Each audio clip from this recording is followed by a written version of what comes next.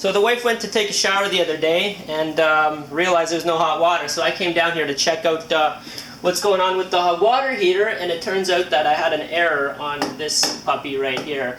I tried to clear the error by cycling the power, did not work, tried that several dozen times, and if that doesn't work, apparently the next step is to replace the unit. So I thought I'd do a little video on how to replace one of these bad boys.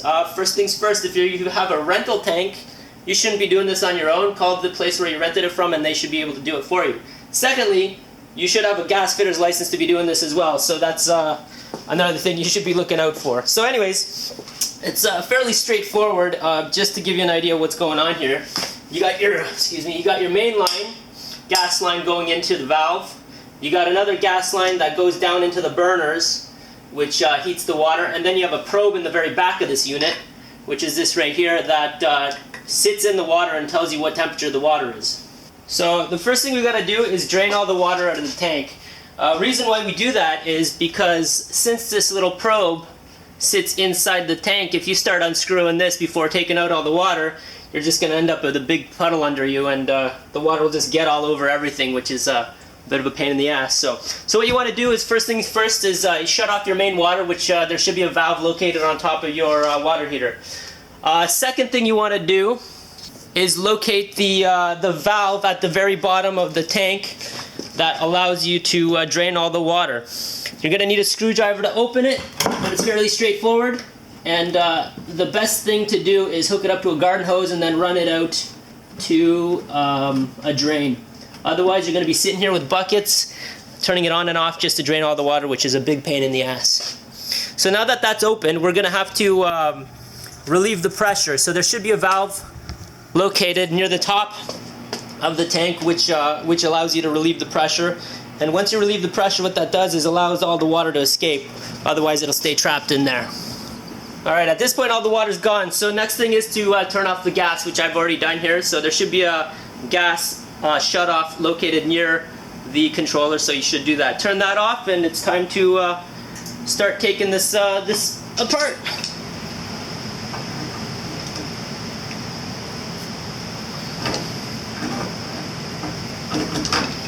There should be a main brake here, which makes it easier to work with here.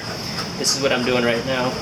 Sometimes you'll have flexible piping, which is a lot easier to work with. Other times you'll have hard piping like we have here, which is a bit more pain in the ass. So I'm going to disconnect all the gas lines. Obviously my gas is off. And the unit is unplugged, by the way.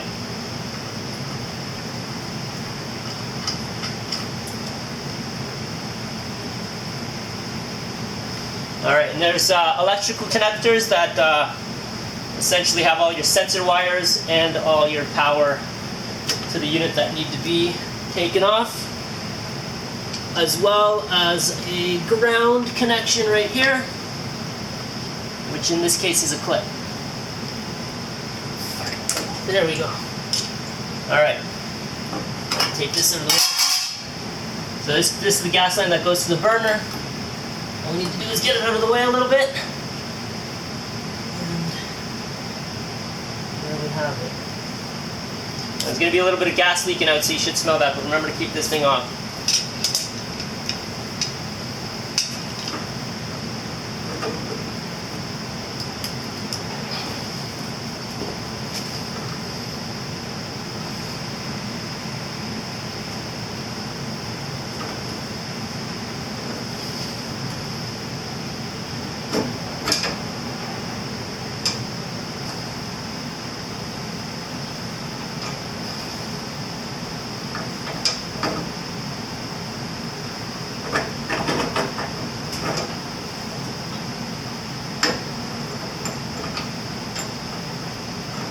Alright, so I got this part off, and now it's time to unscrew the probe. So all you see here is it's just threaded in, so it's just a matter of getting either a good pair of pliers under it and torquing it off, or what I did is I just left this on here, and if I put a little leverage on it, it should start to spin off.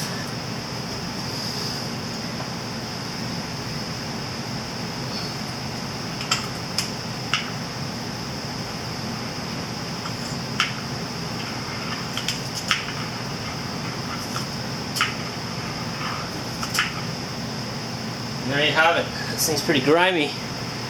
Clearly a lot of hard water issues in this area at least. So yeah, so that's off.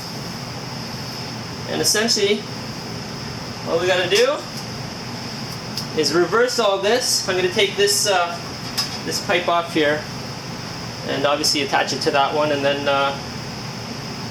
put it all back together. Alright, new controller's in. I'm just putting pipe dope on everything. Pipe dope essentially seals everything up so you don't get any leaks, and we'll check for leaks after after all this is put back together. So, but yeah, you can buy pipe dope at any local hardware store. Won't be a problem to find.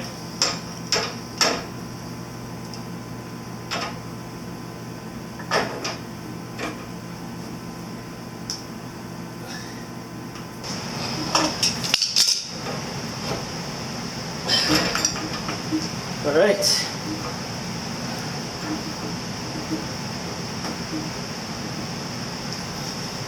Up a little bit.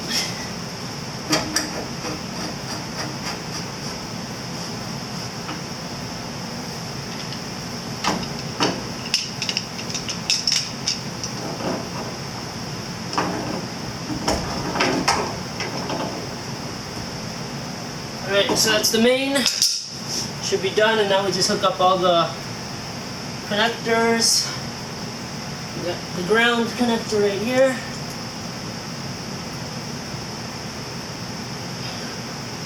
And we got the gas supply.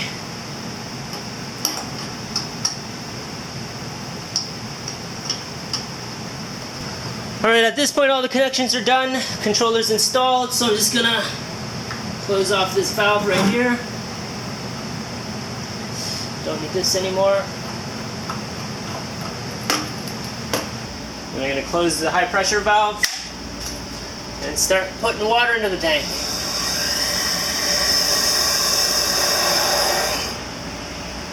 The last thing you want to do is open up the gas line and spray with soapy water the connections that you messed with, just to get an idea of a proper seal.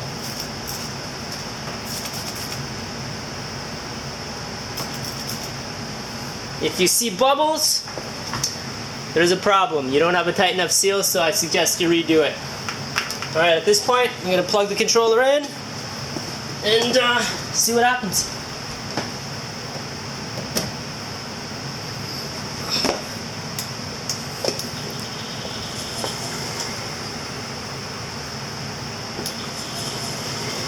Alright, looks like the error is gone.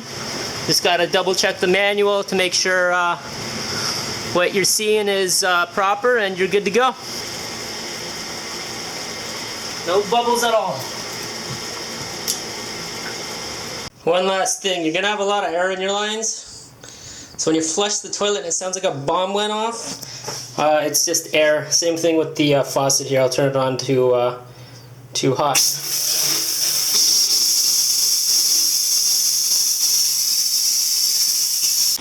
You can also clear the air by this valve as well.